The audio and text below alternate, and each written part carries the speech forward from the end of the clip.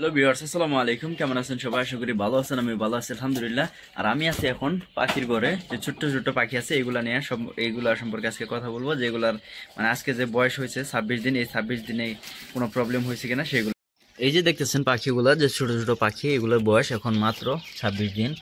তো এগুলার বয়স এখন অর্ধেক। তো আরো প্রায় 20-25 দিন পরে এগুলার ডিম দিতে পারে ইনশাল্লাহ। জানি না, আমি আদৌ জানি না যে এগুলা ডিম দিবে কিনা, কারণ আমি মানে ছোট্ট থেকে পালতাছি। তো ডিম দেওয়ার কথা ইনশাল্লাহ 45 থেকে 50 দিন বয়সে।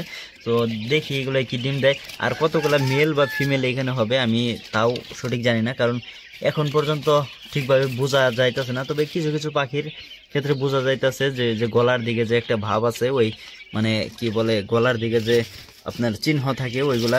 যদি একটা পাখি ধরে দেখে, এখানে একটু এটার ভিতরে ঢুকতে হবে আমাকে।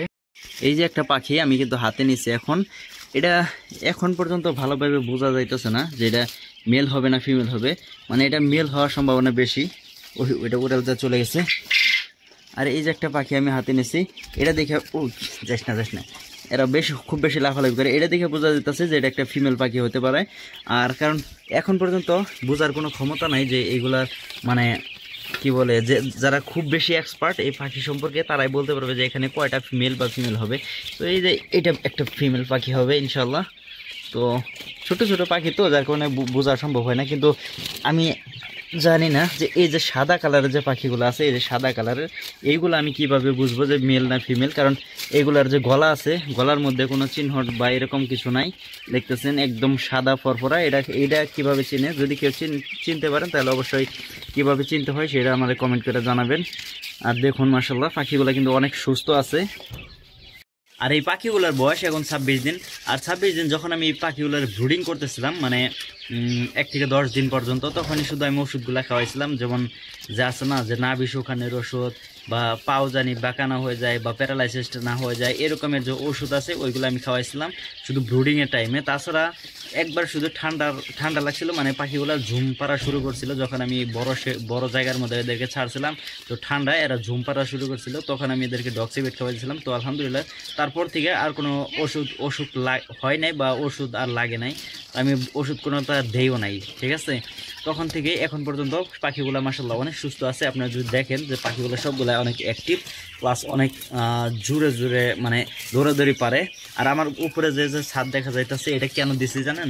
কারণ রাতের বেলা, রাত না দিনের বেলায়ও এরা অনেক বেশি লাফালাফি করে, উড়াউড়ি করে এখানে। তো এটার উপর দিয়ে বাইর হয়ে উড়াল দিয়ে বাইরে চলে যেত। তো এই কারণে এই উপরে শেডটা লাগাই দিছি, একদম একদম ফুললি মানে আটকে দিতে পারি নাই। তারপরেও কিছু কিছু জায়গা দেয় এরা বের হয়ে চলে যায়।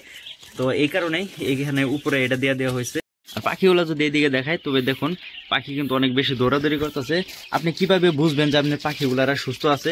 কিভাবে বুঝবেন? যখন দেখবেন যে পাখিগুলারা মানে এক জায়গায় স্থির হয়ে বসে থাকে না, অনেক বেশি দৌড়াদৌড়ি পারে, মানে মানে চঞ্চল থাকে, তখন আপনারা বুঝবেন যে পাখিগুলা কিন্তু সুস্থ আছে। দেখুন আমার পাখিগুলা কিন্তু, আমি এটার ভিতরে আসছি তো যার কারণে পাখিগুলো ওইদিকে লুকানোর চেষ্টা করতেছে। তো আমি একটু বাইরে যাই, কারণ এদের অনেক ডিস্টার্ব হইতেছে এখানে। তো তাছাড়া পাখিগুলো দেখুন একদম অ্যাক্টিভ। এখানে যদি দেখাই যে পাখি যখন দৌড়াদৌড়ি পারতেছে। যদি কোনো পাখি অসুস্থ হয়, তাহলে অসুস্থ বলতে এই কোয়েল পাখির শুধু ঠান্ডা লাগে এরকম, তাছাড়া খুব একটা অসুখ এদের হয় না। তো ঠান্ডা লাগলে কিভাবে বুঝবেন? একটা পাখি মনে হয় ঠান্ডা লাগলে এক জায়গায় স্থির হয়ে দাঁড়ায় থাকবো, ঝুম পারবো, মানে ঠিকমতো খাওয়া দাওয়া করবো না, তখন আপনি বুঝবেন কিন্তু এই পাখিগুলা কিন্তু অসুখ হয়েছে। আর পাখিরে এত সুস্থ রাখার একমাত্র কারণ কি জানেন? আমি সুস্থ রাখতে পারি তার কারণ হইতেছে, সবসময় যে দেখুন এটার মধ্যে কিন্তু এখন কিন্তু ময়লা পানি, তাছাড়া সবসময় আমি এটার মধ্যে পরিষ্কার পানি দিয়ে দিই। সকালবেলা, দুপুরবেলা, 2 বেলা পরিষ্কার পানি দিয়ে। এদের কাজই হইতেছে ময়লা করা। আর সবসময় যে স্বাস্থ্যসম্মত খাবার। এদের কিন্তু 26 দিন বয়স এখন। আর এখন পর্যন্ত আমি খাওয়াইতেছি হইতেছে এই যে স্টার্টার যে খাবার আছে, এই যে সোনালি starter, layer starter, broiler starter একটা হইলো। তো খাওয়াইলে কিন্তু হয়ে যায়। তো আমি এখন এটার মধ্যে দিচ্ছি লেয়ার স্টার্টার, যেটা আমি হাতের কাছে পাইছি, ওইটা আমি কিনা এখানে খাওয়াইতেছি এই পাখিগুলারে।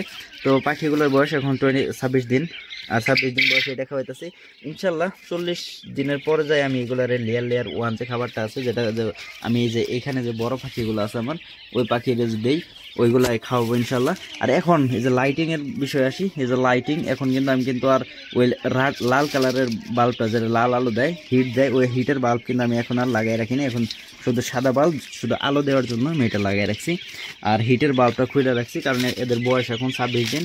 আর এই যে একটা পাখি ধরি, দেখুন শরীরে কিন্তু একদম মানে পালক গজায় গেছে, মানে একদম পালকে ফুল কভার হয়ে গেছে। তো এখন এদের ঠান্ডা একটু কম লাগবে, তো এই কারণেই কিন্তু ওই পাখি দেখুন, পাখি কিন্তু উড়াউড়ি করে বলছিলাম। তো আমি এদের রাতের বেলা একটু বেশি উড়াউড়ি করে, আমি একটু বাইরে যাই, ডিস্টার্ব হইতেছে এদের।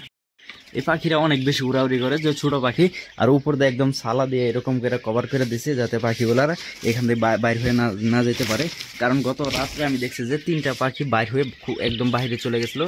আরও এখান থেকে গেছে কিনা আমি শিওর না, কারণ পাখিতে এখন গোনা সম্ভব না। এখানে অনেকগুলো পাখি, 50+ এখানে পাখি আছে।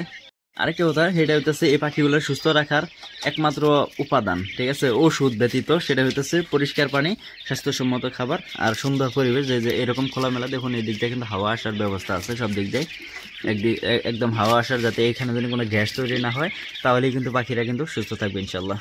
আপনারা অনেকেই আমার হাঁস দেখতে চান, তো সময়ের অভাবে হাঁসগুলো দেখাইতে পারে না, আর ওইগুলো সম্পর্কে ডিটেলসে কোনো ভিডিও বানাইতে পারে না। তো এখন কিছু ঘাস নিয়ে আসছি, হাঁসেদেরকে খাবার দেবো, কারণ এই হাঁসেরা ঘাস অনেক পছন্দ করে। একটু দেখুন কিভাবে হেই দেখুন একবার, এই ঘাসগুলা কিন্তু ছিঁড়া ছিঁড়া খাইতেছে, এদের খুব পছন্দের এই ঘাস। দেখেন একবার, সবগুলো হাঁসই কিন্তু এই ঘাসগুলা খায়। এগুলা ঘাস আপনাদের এলাকায় অনেক থাকবেন আমি আশা করি, কারণ এগুলা একদম নরম ঘাস, আর এগুলোর মধ্যে নীল কালারের ফুল হয়, অনেক সুন্দর। আর এগুলা কিন্তু হাঁসেদের কিন্তু খুব প্রিয়, বিশেষ করে চীনা হাঁসের। আমি জানি না অন্য অন্য হাঁসেরা কি খাবার খায়, তো আমি শুধু ওই চীনা হাঁসই পালি, তো যার কারণে শুধু এই চীনা হাঁসদের খবরই আমি বলতে পারতেছি। তবে নেক্সট ইনশাল্লাহ এখানে রাজা হাঁস আনার চিন্তা ভাবনা আছে, যে রাজহাঁসগুলো আছে ওইগুলা তো অনেক দাম, যার কারণে কিনে আনতে পারতেছি না। কারণ এক জোড়ার দাম হইতেছে আপনার 4000 টাকার মতন, এরকম দাম এক জোড়ার দাম। তো আশা করতেছি, দেখি ইনশাল্লাহ সামনে দেখি ছোট ছোট বাচ্চা আনার চেষ্টা করবেন, যেগুলা দাম কম হবে। দেখছেন হাঁসেরা কি সুন্দর এই ঘাসগুলা খেয়ে ফেলছে, শুধু এই ঘাস নয়, ঘাসের ডাঁটিগুলাও খেয়ে ফেলবে। দেখুন একবার, মানে আমি সময় পাই না, যার কারণে এই হাঁসেদেরকে খুব একটা খাবার দিতে পারি না, ঘাস ঘুষ কিছুই দিতে পারি না। তবে এদের ধান এবং ঘাসটা কিন্তু খুব প্রিয়, বিশেষ করে এই ঘাস, অন্য অন্য ঘাস দিলে খায় না। আর কলমি শাক আছে, কলমি শাক ওরা অনেক বেশি করে খায়। তো দেখছেন একদম ছিঁড়ে ছিঁড়ে খাইয়ে ফেলছে।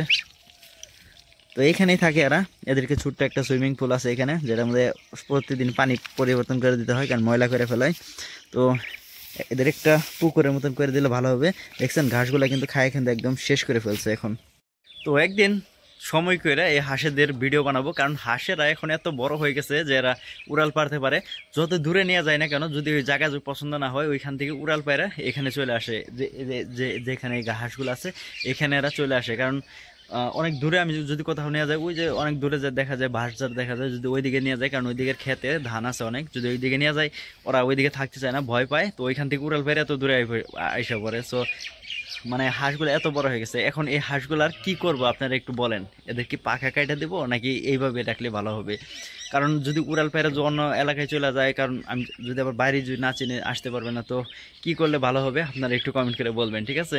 আর আজকের ভিডিওটা এই পর্যন্ত, ভালো থাকবেন, সুস্থ থাকবেন, টাটা বাই বাই, আল্লাহ হাফেজ, দেখা হবে নেক্সট ভিডিও।